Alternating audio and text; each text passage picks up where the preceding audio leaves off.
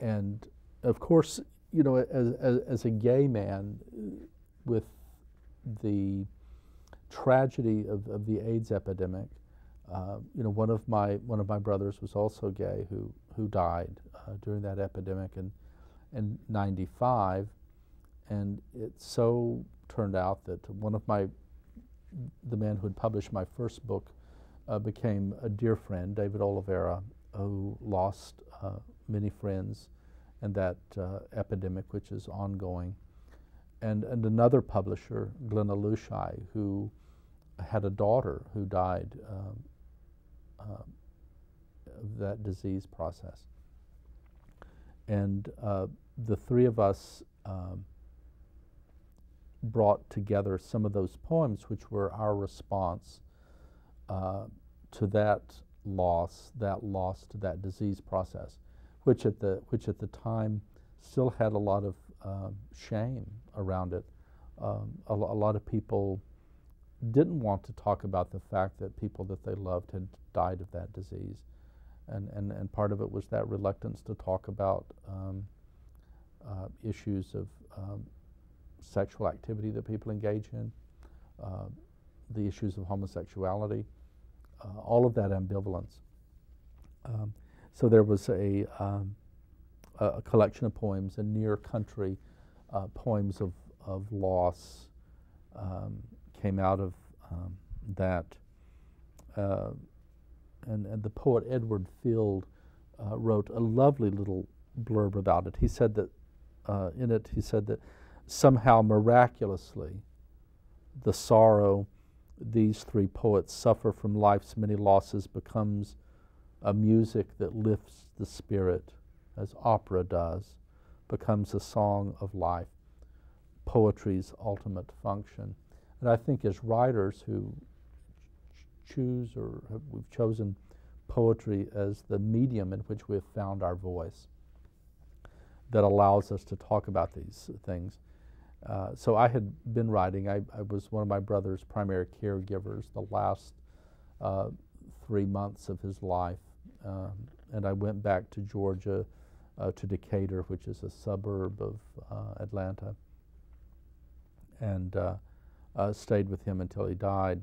And part of that process of my coming to terms with his death and his changing in that disease process, I wrote about it, and then, you know, there were other friends that I lost at the time that were that I wrote about, but I would like to read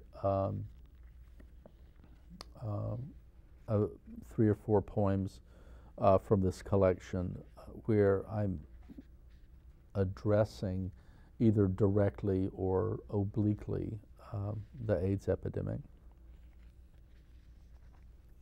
Directions in Decatur.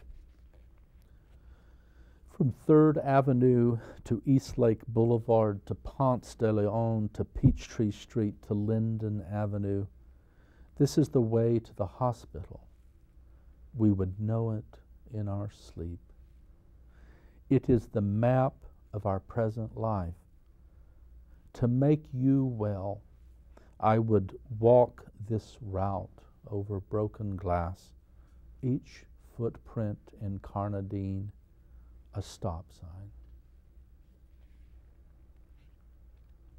One thing about Atlanta and the area around it is that after the Reconstruction period of the American Civil War, there rose up these groups of individuals, the Daughters of Confederacy and organizations of Confederate veterans, and many of them were responsible for putting up these historical monuments that were depicting various historical events around the siege of Atlanta, the battle, and whatever one's feelings are about these people's political beliefs or leanings or what have you. These markers exist. I mean, they're tangible artifacts, and you come across them at some of the oddest places. And there's a historical marker on McClendon Avenue, which was one of the streets that I would take from my brother's house into downtown Atlanta. And the markers themselves sometimes have these titles which sometimes inadvertently have their own poetry or their own humor to them. And there was this one marker, and the title of the marker is Sweeney's Encampment. Sweeney's Encampment is the title of the poem as well. Historical marker, McClendon Avenue, Atlanta, Georgia. It is the one historical marker on McClendon Avenue I did not read regarding the Civil War, or if I did, I forgot. It is on the edge of a park in the neighborhood known as Lake Claire, near Little Five Points, on the way to downtown, on the way to where you worked. I think Sweeney was part of Sherman's army. Forgive me if I've gotten it wrong, but what was left of your life filled every moment of mine. The drive through Lake Claire was a shortcut you showed me. If I knew then what I know now, I would have taken the longest way around, stopped at every marker of great or little significance. I would have insisted we both get out of the car, fingered the raised letters on each bronze marker, read the inscriptions out loud, consigned it all to memory. The historical fact, you, me, and the failing light of late September. At the Emory Eye Clinic, my brother had the great good fortune of having, he worked for the Trust Company Bank of Georgia. He had become a vice president, and it was then taken over by SunTrust and the big banking gobbling up that happened in the 90s. But because of his position, he had wonderful health care, which a lot of people didn't have. And he had access to a lot of trials of experimental medications and treatments there at Emory University. And one of the things at the Emory Eye Clinic, and my brother was part of a cohort of people who received an implant actually into the eye itself. Because in the early days of the epidemic, a lot of people were becoming blind from CMV, which is a CMV infection of the eye, and CMV is cytomegalovirus. And this little implant was actually almost like a time-released pump that released medication into the eye, which prevented my brother from getting this particular infection. And of this group of men in the cohort, he had absolutely the best results of anyone. And as a result, his corneas were donated. And shortly after his death, this ocular implant was approved by the FDA. And part of it was because of his work as a volunteer and as a member of that cohort. And this was a trip to the Emory Eye Clinic, at the Emory Eye Clinic. In the lobby, plush with gray and purple chairs, we sit among old people, children with one eye bandaged, and the young men with AIDS, blind or nearly so, with CMV. Your implant has worked well, a beacon of sorts for the stunned and immobilized. Ironic, you see well, although your damaged brain is already leaking away all the words you have for the world.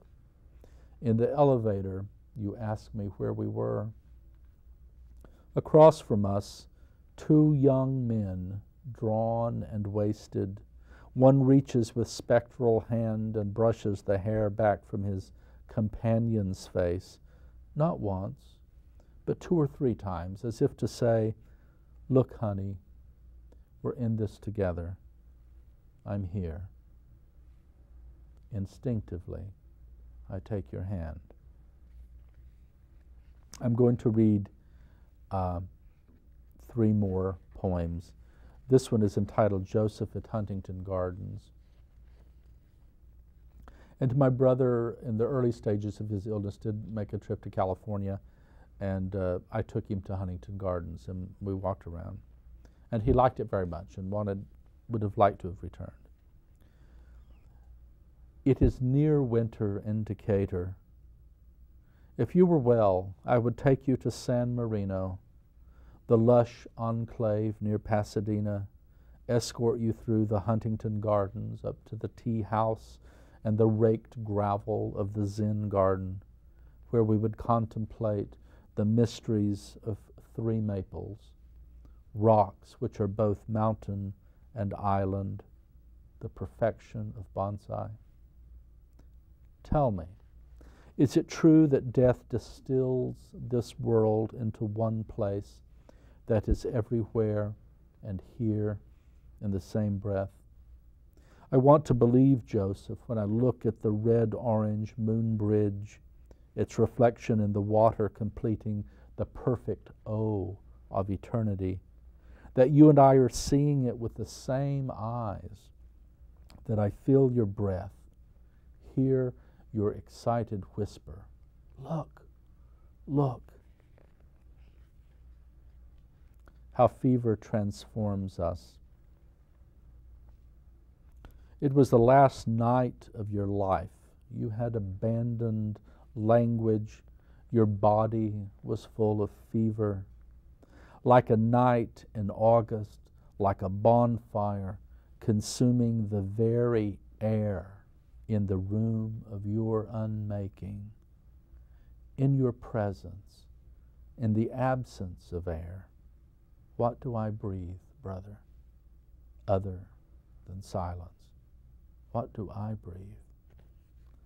I'll close with a poem entitled Swimming Past Iceland. This poem, oddly enough, even though it ended in this collection, it was the title poem of my first book. And it was actually the poem that I wrote in response to my brother telling me in 1990 or 91, I think, that he was HIV positive. And at that time, as a social worker, I was doing some work for the state office AIDS as an educator. And I already knew at that point the implications of my brother's, the information my brother was giving me. And I think this poem was my working through my own, anxiety and concern. And also trying to come to some term with my already anticipatory grieving of his death. Swimming Past Iceland. I have been told that people with pneumonia drown, so I imagine him swimming away. I buy freesias for his room, bring a perfect nest blown from an olive tree. Does it belong to a shrike or Phoebe? My brother does not answer. He is swimming, they tell me, somewhere near the horizon, nearly out of sight. I spend the afternoon cooking lentils, baking bread. Perhaps he will swim back for dinner, wet and hungry. I smooth his sheets, read, imagine him out in the dark. I am afraid to wade after him. Is he cold, I wonder? I put my ear to his lips, breath rasps in time with his strokes. As a child he threatened to swim to England. In last night's fevered dream he cleared the coast of Labrador, Greenland by dawn. He woke smiling. Ice, he says. I put ice to his lips. He is hot and cold like Iceland in the children's book about volcanoes. He paces himself almost there. Home, he says, off the coast of Iceland. He is exhausted. Even in my dream, waist deep in the icy cold, he has made Iceland, passed it, too exhausted for England, too tired to return. He is drowning out there, spent swimmer, off some distant coast, after all the stragglers and generations caught sleeping in hospitals next to the bed of someone with pneumonia, drowning, dying, dreaming, someone who swims from one fevered place to another, but never home.